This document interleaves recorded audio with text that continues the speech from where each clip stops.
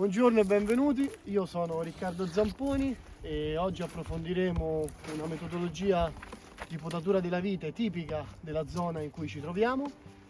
Siamo nella regione della Nuova Aquitania, in Francia, nel dipartimento della Gironda e più nello specifico nella denominazione dell'Omédoc. Questa zona, famosa in tutto il mondo per la produzione di vino, le piante sono arrivate con un sesto che varia dalle 6.000 alle 10.000 piante all'ettaro, con una distanza variabile tra 80 e 120 cm tra i filari e 80-100 cm tra le piante.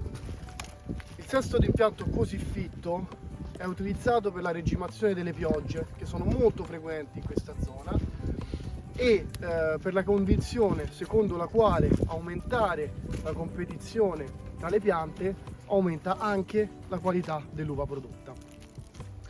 Considerate però che in questa regione la quantità massima ammessa da disciplinare di vino prodotto è di 48 ettolitri a ettaro e quindi risulta essere abbastanza bassa.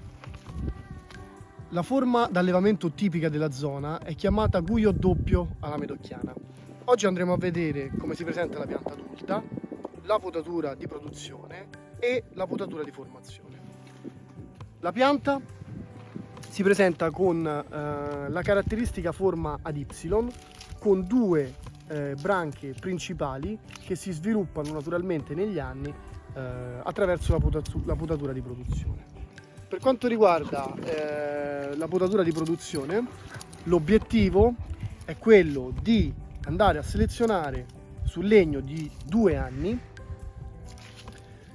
la nostra asta fruttifera che sia più vicina possibile alla testa della pianta e che sia meglio posizionata sul legno di 2 anni. Che cosa vuol dire con meglio posizionata? Che andremo a premiare, qualora possibile, i rami di 1 anno e quindi i rami che porteranno la nostra produzione, che sono situati in basso sul legno di 2 anni o lateralmente nella parte interna del legno di 2 anni, cioè nella parte interna del filare, in modo tale da evitare eventuali rischi di rottura dovuta al passaggio dei trattori. Un altro dei motivi per i quali selezioniamo le nostre aste di 1 anno sotto o lateralmente invece di prendere quelle che sono in alto è perché la potatura tipica di questa zona è caratterizzata dalla piegatura.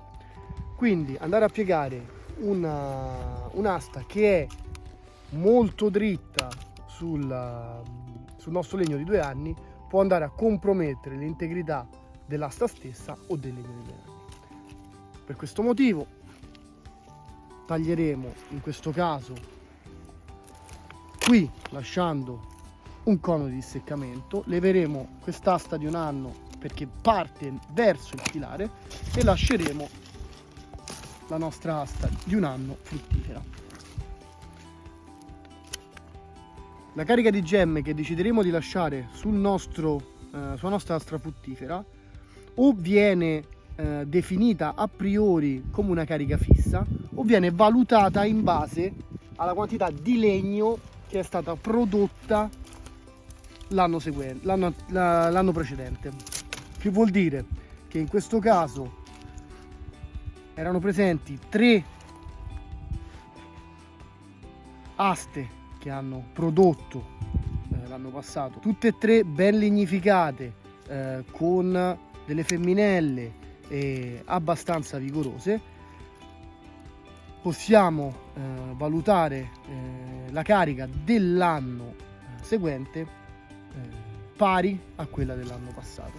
Quindi andremo a lasciare 1, 2 e 3 gemme e accecheremo le gemme seguenti per consentire la piegatura del tralcio e la sua legatura sul filo di piegatura.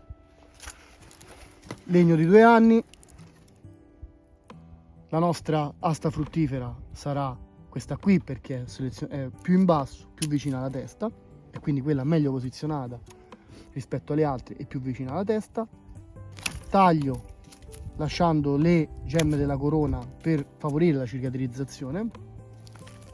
Taglio il legno di 2 anni lasciando un cono di disseccamento e poi valuto la carica di gemme da lasciare sulla nostra lastra fruttifera in base alla produzione di legno dell'anno passato.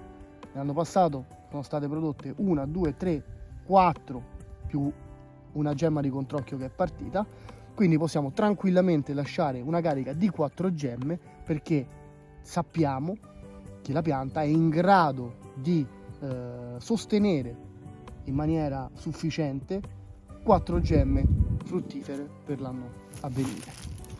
1, 2, 3 e 4, ripuliamo, accechiamo la gemma dopo l'ultima gemma produttiva, tagliamo e qua la pianta verrà legata sul filo di piantura.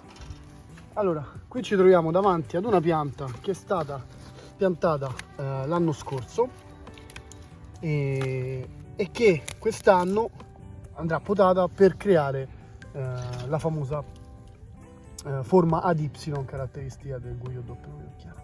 Le 2 gemme che erano presenti l'anno scorso hanno generato 2 tralci, potenzialmente entrambi utilizzabili. Questo tralcio qui è leggermente più vigoroso di quest'altro, anche se quest'altro è ben posizionato, è più dritto.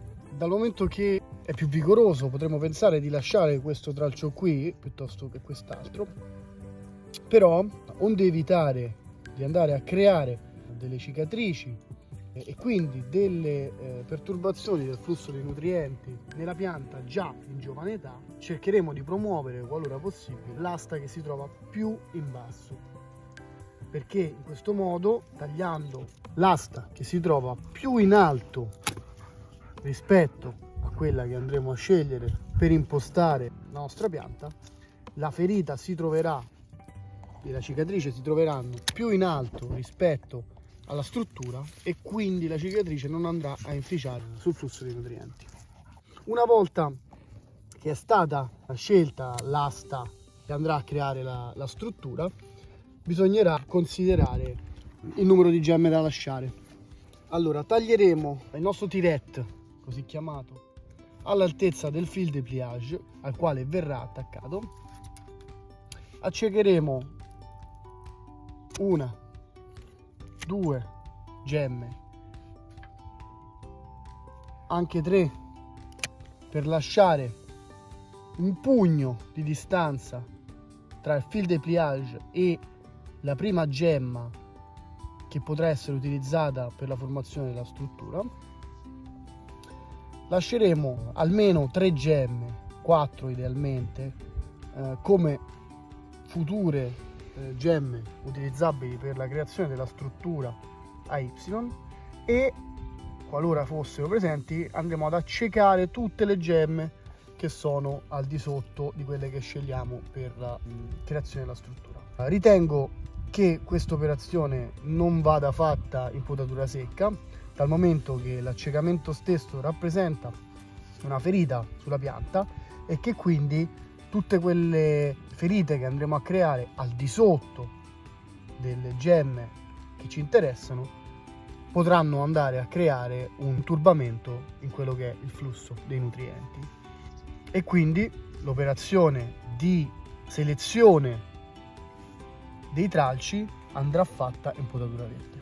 Al contrario, quelle sopra possono essere accecate senza nessun tipo di problema, perché sono al di sopra della gemma da noi considerata la più alta possibile per la creazione dell'impalco. Ho fatto riferimento al fatto che è importante evitare di tagliare il legno di un anno a raso, ma è importante lasciare sempre le gemme della corona per favorire la cicatrizzazione. Vi mostro effettivamente perché questo è importante. Dal momento che la vite è una pianta che cicatrizza verso l'interno, tutti quei tagli che noi facciamo a raso andranno effettivamente a creare una porzione di legno morto all'interno della nostra branca. Questa porzione di legno morto farà in modo che ci siano dei disturbi nell'afflusso dei nutrienti. Grazie per essere stati con noi, speriamo che il video vi sia piaciuto, lasciateci un commento, fateci sapere che cosa ne pensate, inoltre fateci sapere se vi interessa trattare altri argomenti o approfondire qualcosa, noi siamo qui a disposizione e a presto e alla prossima.